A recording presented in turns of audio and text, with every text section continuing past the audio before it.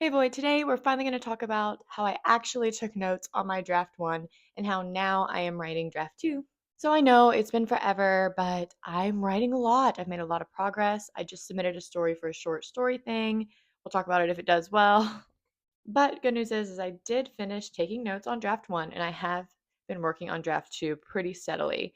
Now I'm in chapter 12 and I have had to add quite a bit of stuff, but it's all stuff that the story needed and I'm going to be cutting a lot as well. So let me start by saying I was wrong. I thought I knew for sure how I would end up taking notes, but things change. So before in my previous video, I had listed out like three different systems you might.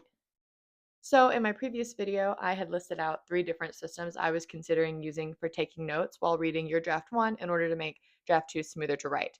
However, the one I chose ended up being not the one I needed. So I'm going to share that with you in case maybe it helps you.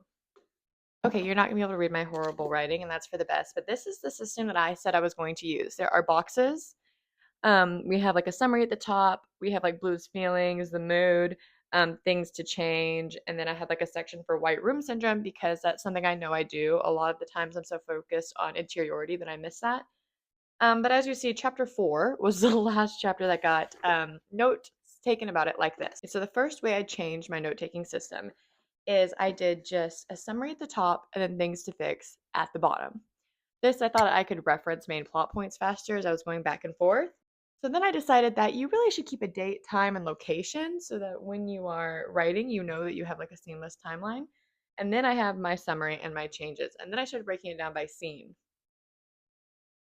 So by chapter 46, as you can tell by how neat this is, I have it broken up by scene, date, location, summary, and changes, just to make sure that my story was following like a rational world building timeline. By the end of my note taking process, there's a lot less information written because I decided that if you have your manuscript printed out, you might as well write in it. So the long changes I put in the corresponding part of my notebook for the chapter, but then I ended up writing most of my changes within the work on my draft itself. Example here. Now, when I printed mine out, I left these huge spaces for this specific reason, but I thought I was going to be like this sort of note person who could do like 2 frames of note taking, and that's just not who I am.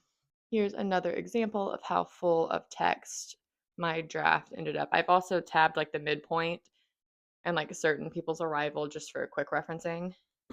If I sound like you, this is what I would recommend. This is what I will do going forward when I print out draft two for the same process.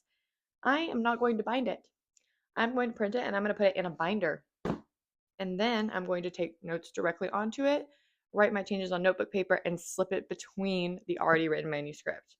I think that is the ideal way to do it. I think that this looks nice and I'm happy to have it. I'll never do it again.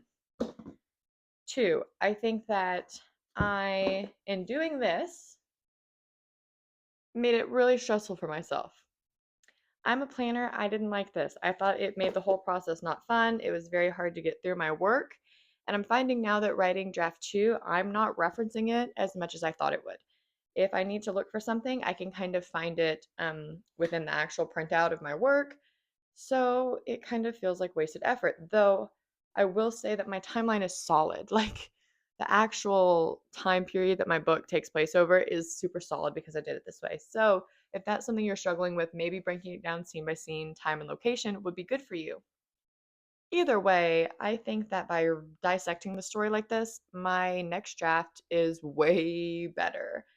I am cutting out a lot of stuff, but they always say kill your darlings. When the book comes out, you guys will get that reference even more because look at the title, My Darling Pet. I'm not sure if that's going to stick, and you know how traditional publishing works, if I'll even have a say in that, which is kind of what the plan is. Now I gotta go get to work. I'm only on chapter 12 of draft 2, which doesn't seem like a lot. I'm gonna insert a picture right here of what the wall looks like next to my desk because you know how it is. Hopefully I'll be back sooner with a craft video. Maybe I'll share an outline that I've made for another type of story. I'm trying to get through Pet because I do want to get back to work on my fantasy series, so maybe I will make a video about my fantasy series that will get me motivated to write it. See you later, Void.